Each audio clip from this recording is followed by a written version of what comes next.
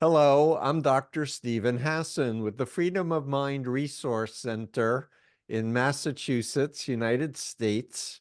And I'm doing this Zoom meeting with two colleagues from Europe, Michel Gilbert, who is an activist with a parental organization in Europe, and he'll explain who he is, and an attorney, Carlos Bardavío, who has won a very important decision in Spain that is so important that I was like, let's record this and share it with the world who are concerned about children's well-being and psychological welfare. And with that, I will ask you to please introduce yourselves. And part of it will be in Spanish and English, and we'll try to add captions. Thank you. Thank you very much, Steven. Muchas gracias, Steven, por permitirme estar en tu magnífico canal y sobre todo por conocerte. Yo soy, pues como bien explicabas, Carlos Bardavío Antón, abogado de la Asociación Española de Víctimas de los Testigos de Jehová. He llevado los procedimientos contra la asociación, los procedimientos de la confesión religiosa contra la asociación, también de su junta directiva, y soy doctor en Derecho Penal, y hice una tesis doctoral sobre las sectas en derecho penal, y en esa tesis doctoral hice una propuesta de reforma de delito, ¿no? O de inclusión de un delito de persuasión coercitiva en los códigos penales, no solo españoles, sino también en otros países, como por ejemplo en México o en cualquier otro país.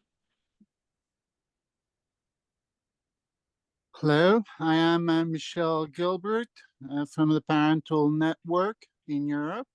So with Carlos Bardavío Antón, who is a lawyer in Madrid, defending the Association of Victims of Jehovah Witnesses, we have the great pleasure to announce you a huge historic victory that the tribunals in Spain have given to all victims of Jehovah Witnesses.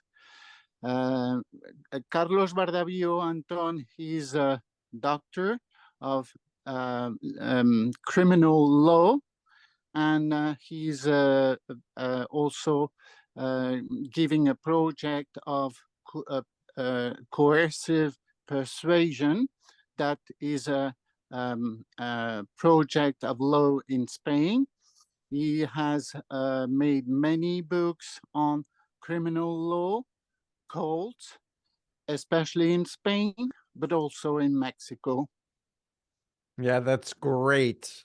So I just want to give a little back information about the Jehovah's Witnesses. This is a group that has been around since the 1800s, and it has many millions of people around the world. I became aware of it as an authoritarian cult in 1989 after my first book, Combating Cult Mind Control, came out, and I started hearing from former Jehovah's Witnesses who read the book, who said, "Oh my God, you were writing about our group." And one former Bethelite elder, Randall Waters, said, how come you didn't write about the Jehovah's Witnesses? And at the time, I had no knowledge that they were a destructive cult. People should know that I got interested because of my own Moonie involvement in the mid-70s in the United States. And then I was deprogrammed and learned about Chinese communist brainwashing. And so I've had a career as a mental health professional, helping people get out of cults, warning people about cults and such.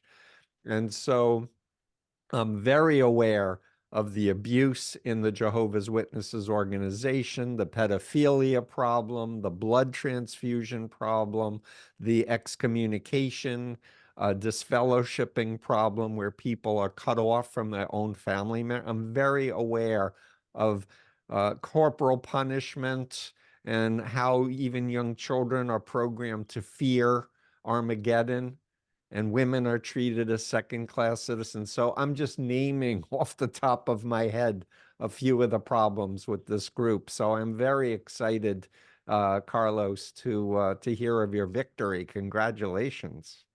Thank you. So can I ask, Michel, talk a little bit about your organization, what you're trying to do, and what we hope will happen around the world regarding this decision? Carlos is a lawyer in Madrid, and as a lawyer for the Association of Jehovah Witnesses victims in Spain, he has had 4 trials lately. 3 of them have concluded in the definitive condemn of Jehovah Witnesses for different motives. One of them is particularly important for all ex-Jehovah Witnesses worldwide. The judge of Torrejón de Ardoz in Madrid said in her sentence, that the Jehovah Witnesses could be considered a destructive sect in order to comply with freedom of speech, because on the first condemn, Enrique Carmona and the association, Enrique Carmona, were sued by Jehovah Witnesses because of freedom of speech, as they had said on different mediums, that they considered the Jehovah Witnesses an abusive and destructive sect. Let me incise one thing. In Europe, we don't talk about cult. We talk about sect, or sectarian drift, or sectarian phenomenon. In that case, European authorities qualified Jehovah Witnesses as a sectarian organization. Now, in Spain, it's a huge decision which has been made, because it says that Jehovah Witnesses are a destructive sect. And it's a first step for worldwide former Jehovah Witnesses to go ahead to have their freedom of speech respected through mediums and legal systems. Yes. And can I just clarify for the audience that the Jehovah's Witness attorneys initiated this to silence ex-members. So the freedom of speech argument was, wait a minute, these are our experiences, these are our opinions, therefore we should be free to say our experiences, to protect the public, to help our family and friends if they're still in, to not allow information control to continue. So this was initiated by the group, and Carlos has turned it around to say, wait a minute, they were saying the truth. And if I may add one more thing before I stop, the Moonies, my former cult, sued an English newspaper, the London Daily Mail, because they wrote 2 articles saying that the Moonies brainwashed and they were separating family members. So they sued the London Daily Mail, and the Daily Mail won the case. And the judgment was the Moonies did do brainwashing and they did separate families.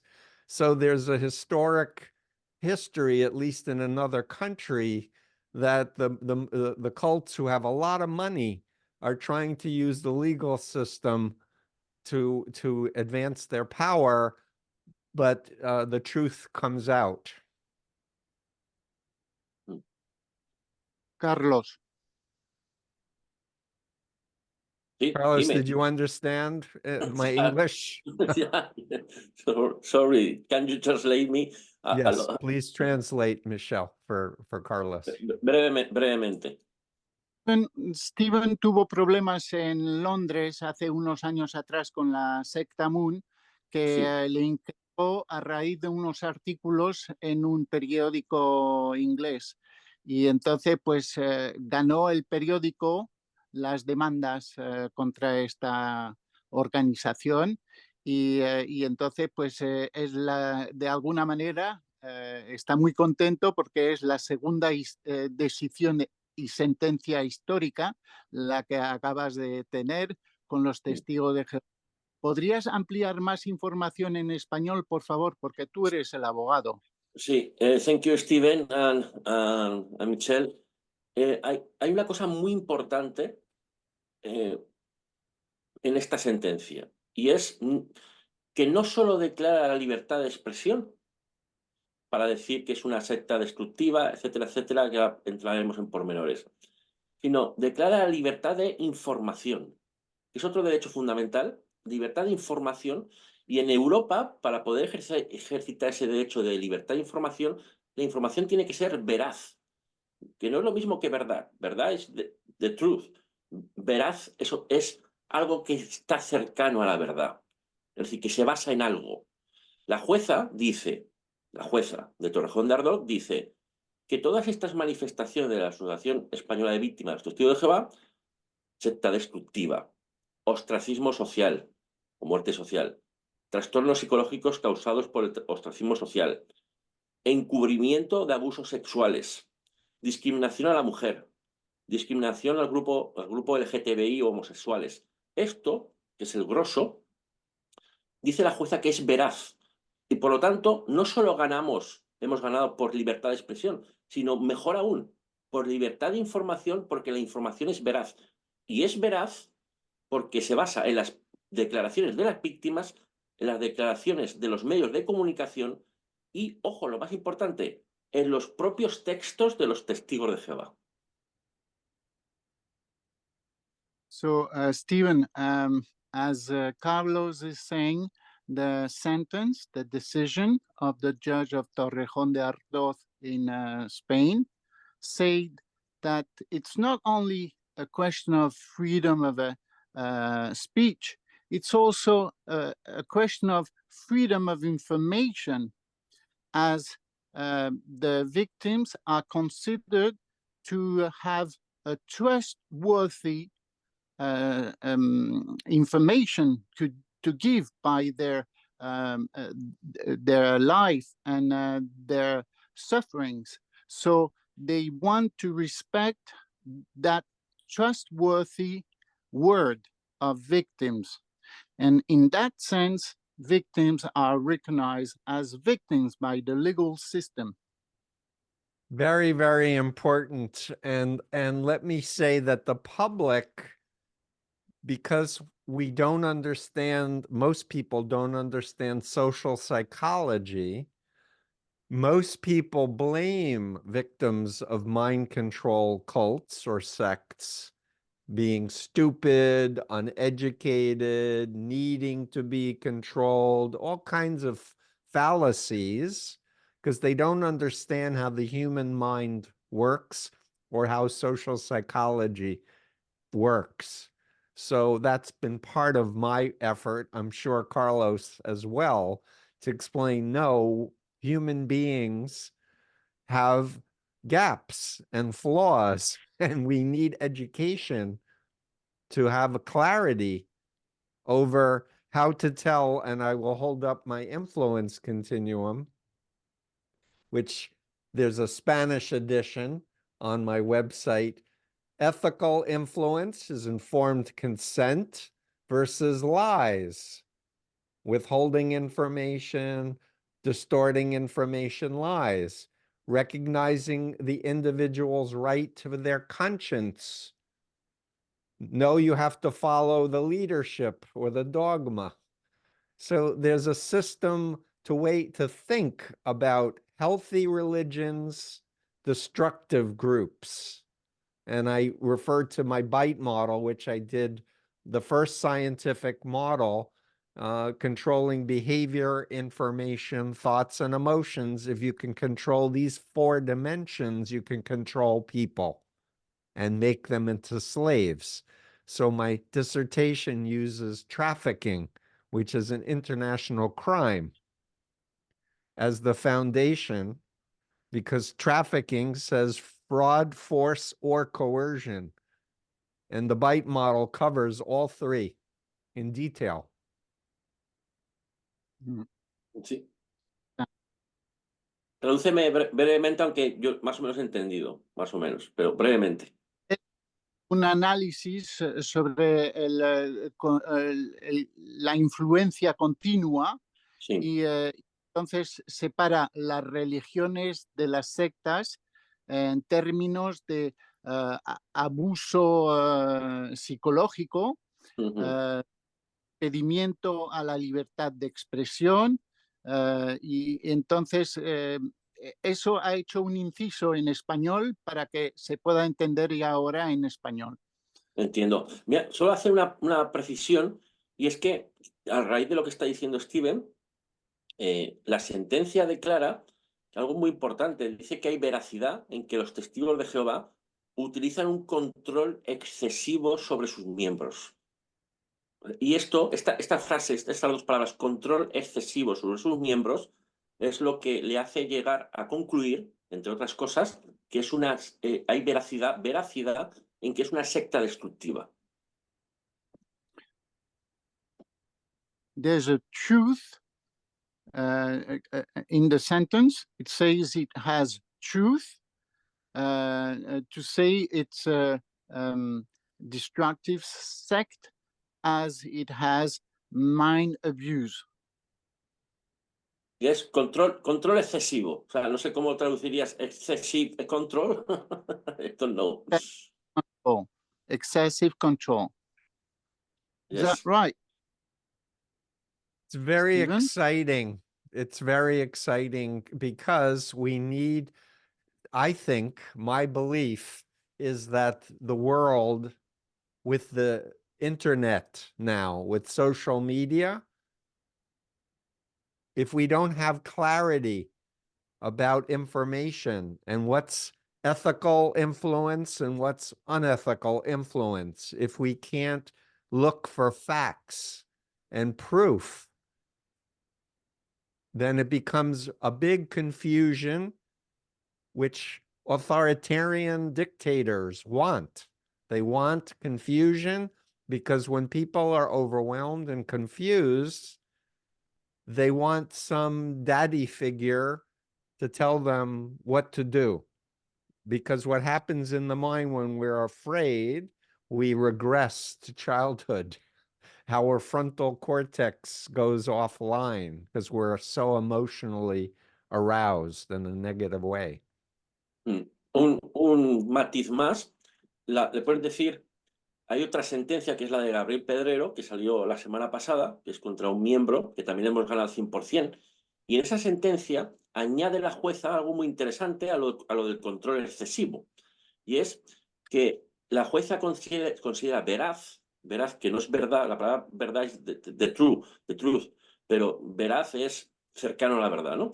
Pero se considera veraz que los testigos de Jehová cuando cuando entran, desconocen todas las normas de cumplimiento que van a tener que hacer y toda la evaluación que se va a hacer sobre ellos, dando a entender la jueza de que entran sin saber dónde están entrando. When the Jehovah Witnesses get baptized, they don't know where they are going. And apart from the excessive control, the judge say that the information is trustworthy, which is near to the truth, and it has also information on the product some way that is not given to the new adept, and it's a kind of misunderstanding from the beginning, misfit. Is that the good word in English, misfit? Yeah, no, yes. So a lot of people are baptized when they're minors. They're not even of legal age. But I would add there's scientific knowledge that corporal punishment harms children's minds, their brains. And the Jehovah's Witnesses, I've interviewed and helped many people who told me they with a belt, with a paddle, beaten because they were making noise in the Kingdom Hall. But they were little kids, and that's what little kids normally do. But they're being beaten to be obedient, and this is terrible. Yes. So I wish I was fluent in Spanish, Carlos, but I've made a decision because of this. I need to learn Spanish, at least improve my Spanish. And plus, I am coming to visit Spain in July for two conferences, a cult conference of ICSA. Home.com is their website, and IALMH.org, which is the International Academy of Law and Mental Health, which has a congress every 2 years, and it goes to different countries. The last was Lyon, France, which I did a presentation, and I will do a presentation and a panel in Barcelona. Both of these conferences are Barcelona. So it seems to me like Spain is taking the lead now in this topic of trying to their best, at least the court, this judge, to alert citizens to the dangers of destructive mind control. I think in Europe now, every day we have informations that Spain is taking the lead in fighting cults and fighting sectarian abuses. And for example, yesterday there was a third raid from the beginning of the year on shamanic ayahuasca cult in and in Ibiza. And this is probably the most important shamanic cult in Europe, which has branches all over, even in France or Italy. And it shows that Spanish authorities are really working to help their citizens to get free from cults and sectarian abuse. It's really wonderful. I'll add one more dimension to be concerned about, and it's one of my areas of expertise, is hypnosis. The unethical use of hypnosis that's happening online, and people don't understand the difference between ethical hypnotherapy done by a professional mental health person with ethical codes of conduct, which is do no harm, which is all mental health, all healthcare professionals. That's the first rule, right? And then everybody else is using NLP and hypnosis, and they are saying they're coaches, and they're interfering with people's autonomy and ability to think and be good citizens. That's another thing in Spain, as Carlos and I are members and activists with the only federation of Association of Prevention, Redune, and we are all working on our sides. Carlos is our counselor, advisor, and we are working with the College of Doctors of Medicine, advising directly when we see unethical abuse on therapists, pseudosciences, what Edzard Ernst calls a quack. Yeah, All exactly. Yes. One more. Una cosa más. Vamos a presentar, Red Tune consiguió, junto con el padre de Patricia Aguilar, que es un caso muy famoso en España y en Perú, que fue condenado el gurú por trata de personas, vamos a presentar, pero las tenemos ya, 300.000 firmas ante el Congreso de los Diputados, ante el Parlamento Español, para reformar el Código Penal español al objeto de que se incluya un delito como el que yo propuse en la tesis doctoral, un delito de persuasión coercitiva, digamos, claro y evidente, ¿no? Que sea entendible para los jueces y tribunales, porque muchas veces esta problemática que entienden psicólogos tan expertos como Steven Hassan y otros, se tiene que trasladar a terminología jurídica, y es un poco el trabajo que yo tengo aquí en España. In Spain, as the Federation Redune, we all work together with the family of Patricia Aguilar. Stephen, you talked about this case a few years ago. The young Patricia was detained and kidnapped from Spain by a guru in the middle of the Amazon forest and taken into sexual slavery. It has made a series on Netflix recently, 548 days. So with the father of Patricia Aguilar and Patricia Aguilar, we have united 300,000 signatures to ask the Congress of the deputies in Spain, the parliament, to have a law on what Carlos has been working on his doctoral criminal thesis, which is the coercive persuasion law, and actually going forward to present it to the Congress of Diputados, which is the parliament of Spain. So we should have a law anytime soon. We had already different talks with the deputies, parliamentaries. So we are going ahead of Europe, actually, in asking our authorities to prevent from cult abuse, sectarian organization, and to defend and protect the citizens. And we are far ahead from the rest of countries in Europe at the moment. Yeah, it's absolutely fantastic. I just want to applaud you. Thank you so much. America used to be ahead of Europe because I've been doing this since 1976. I felt like the US was ahead, but Europe has left the United States in the dust, so to speak.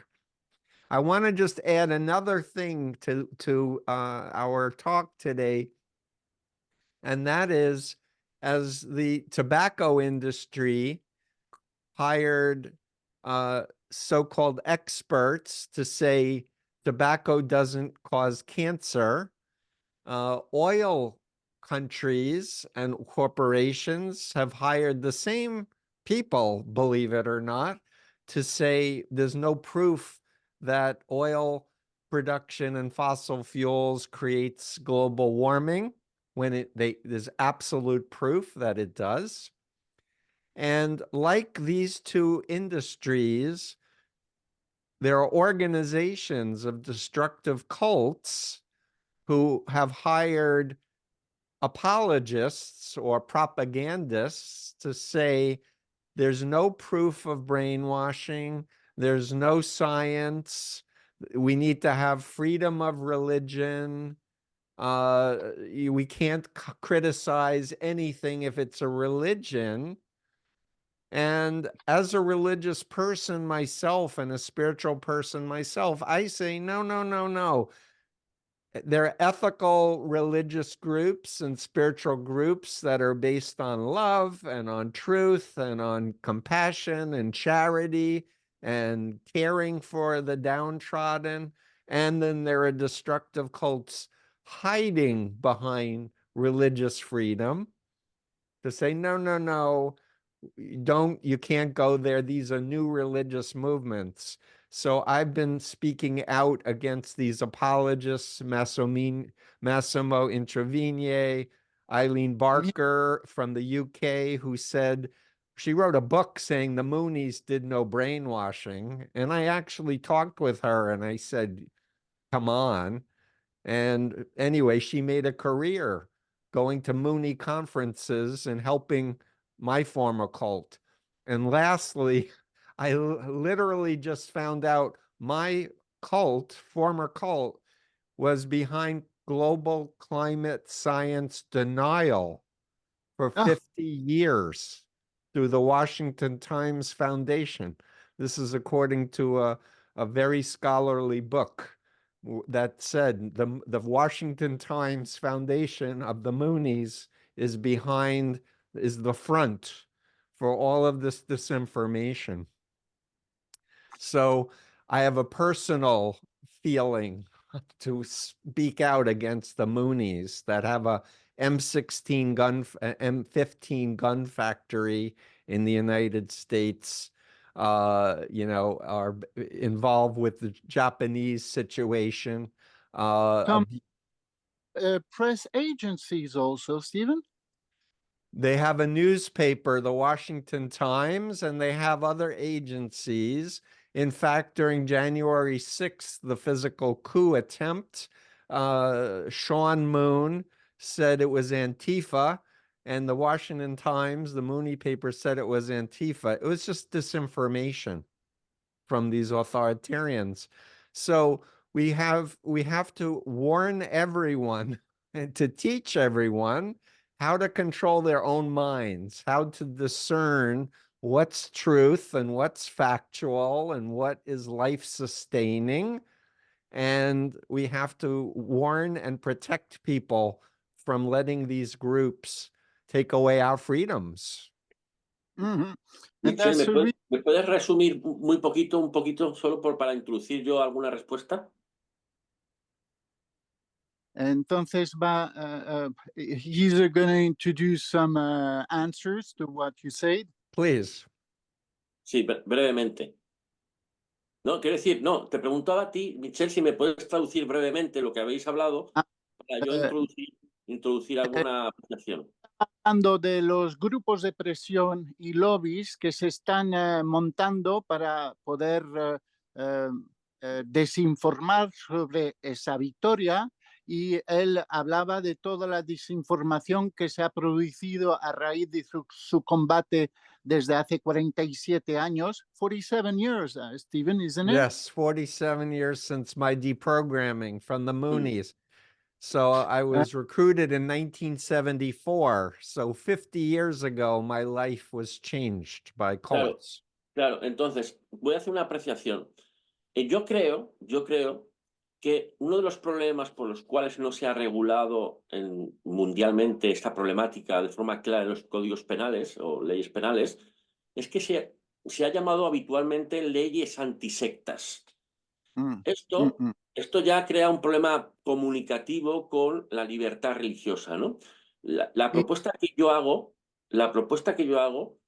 es muy parecida, por explicarlo rápidamente, a las leyes de violencia de género o leyes de violencia doméstica, en donde el maltratador realiza un control sobre la víctima de forma a veces inicialmente sutil, imperceptible por la víctima, que inclusive a veces justifica a la víctima o la acepta el maltrato o incluso hasta lo comprende. Es una dinámica, como bien sabe Steven, la persuasión cognitiva o la influencia indebida o la influencia continua, como él dice, es una dinámica muy parecida al control o al maltrato psicológico sutil que realiza el maltratador a su pareja. Y yo creo... Quédate con el... Sí. Puedo traducir todo. Vale, y ahora continúo. So, Stephen, Carlos is explaining that probably one of the reasons in a world where all these laws against cults have collapsed, it's because they were all anti-cult laws. they were against cults.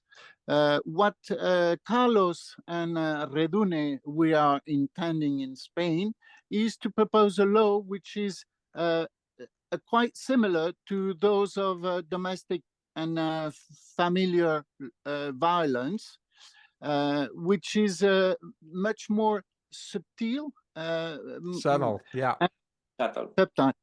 and it goes on a positive way to counterfight this manipulation in a couple, in a family, that produces the domestic violence. Ok, Yeah. y añadir una cosa más.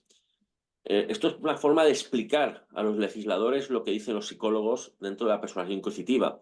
Es decir, evidentemente no es similar una violencia y otra, se parecen. Hay estudios como de Rodríguez Carballeira, que es un catedrático en España que así lo avalan, y otros estudios. Pero la clave para mí es que, evidentemente, cuando es grupal, la persuasión coercitiva puede ser más intensa y es más fuerte. Y es una problemática muchas veces grupal. Pero el germen criminal, digamos, el punto de inicio del delito es la persuasión coercitiva de one person, de una persona a otra, mediante esa dinámica. Que luego haya un grupo que refuerce esa persuasión coercitiva, evidentemente eso intensifica mucho más el ataque. Pero eso es algo progresivo, es decir, es un plus más el grupo. ¿De acuerdo? Pero el germen criminal es el control sutil, subtle, de one person, de una persona a otra persona bajo esta dinámica. The subtle control from one person to the other, he's the starting point of the violence. And that's the reason why some groups use this germ of violence to extend it to the whole group. And that's the reason why we're intending to go for the coercive persuasion, which is a positive law to protect the citizens. So I know that we'll be talking further, and we will add subtitles. So under Carlos, it will be in English, and under me, it will be in Spanish. So I don't think you, Michel, thank you so much, but I don't think you need to go do through everything. And all I can say is there are many more discussions we should have. But the critical key thing is understanding that our future and our children's future and our grandchildren's future is at stake. It depends on us all, Stephen. We have to go forward for the future of our kids, for the future of the planet, because this group will take huge power all throughout the world. You've seen that in the United States. I see some cap behind you, and but that happens all throughout the world. We have Yes. that in another country leading a war, another leader with the radicals, sectarian, fighting another war, another leader appearing in Argentina. All this is based on disinformation, misinformation. And that's why at the Parental Network Europe, we have since 1999, 25 years now, to implement programs of freedom of mind in the schools when the kids are young. So we wouldn't have this problem of sectarian manipulation if the kids were formed to avoid all kind of manipulation by critical thinking, helping them to study information and medias in order not to be manipulated by medias.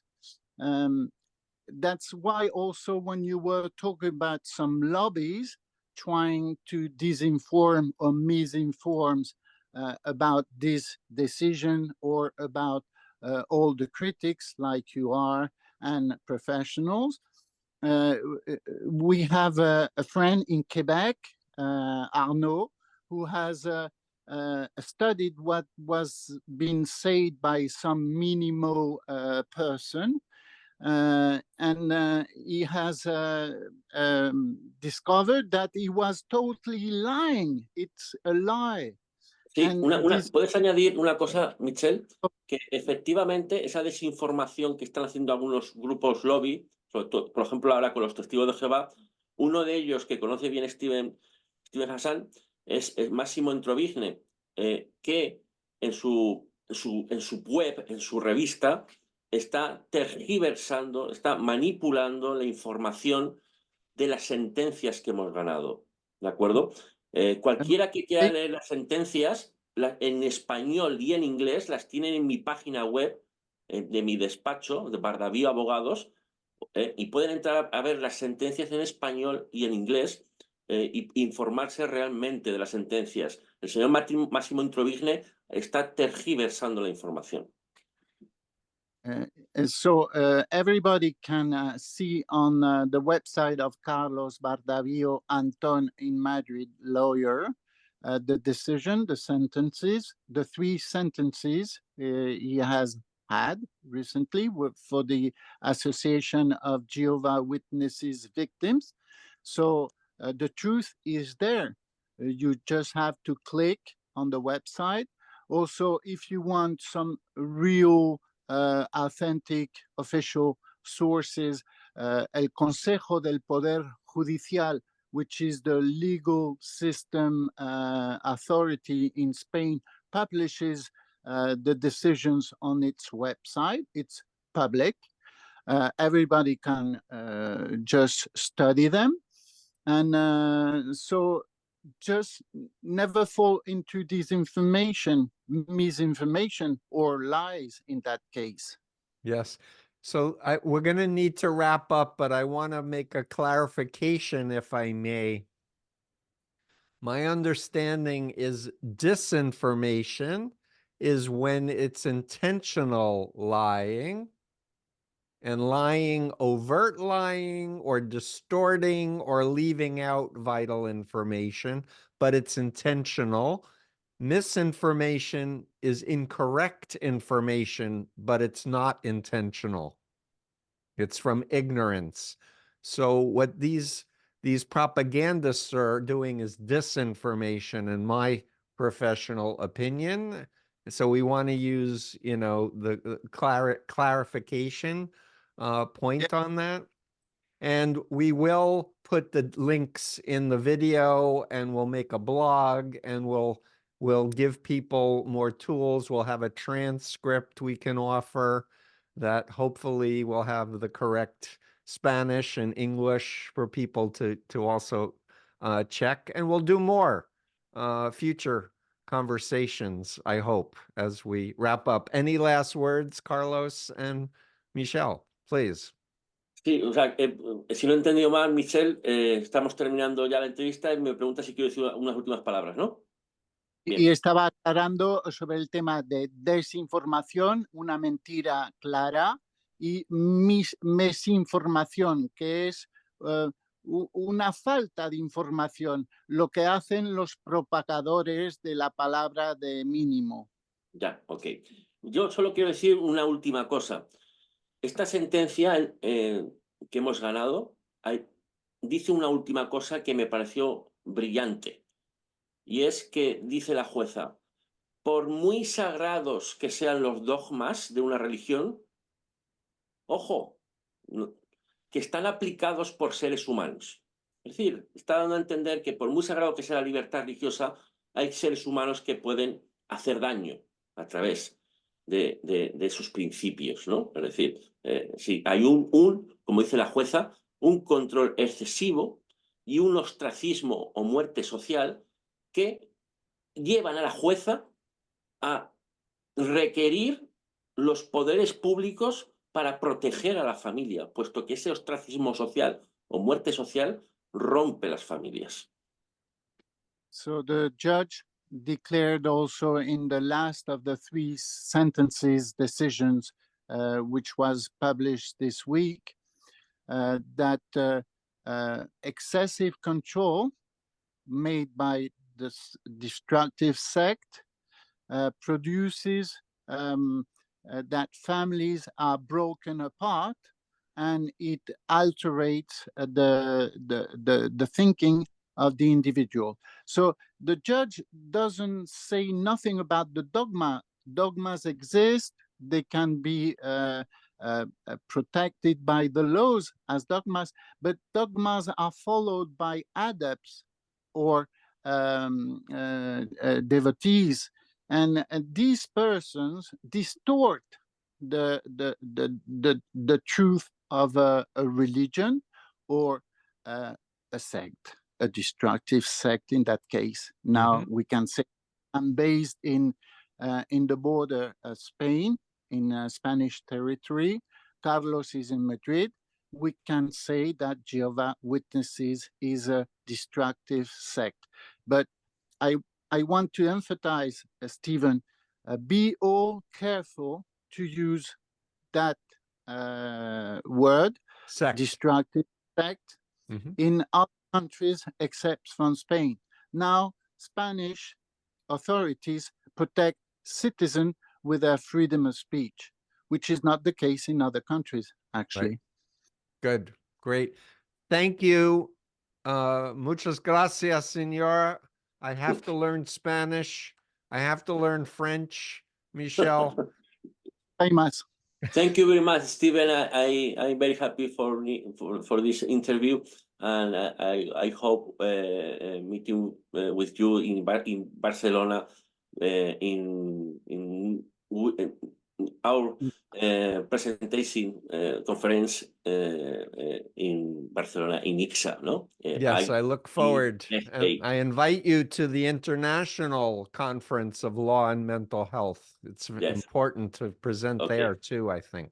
Okay. Thank you very much. Thank you. Bye. Thank you, Michel. Thank you. Bye. Expecting to see you in Barcelona. We'll be there all together, and you'll meet our organization and Federation of Spanish Association of Prevention, Redune. Wonderful. Yes, Wonderful. yes. Thank you again.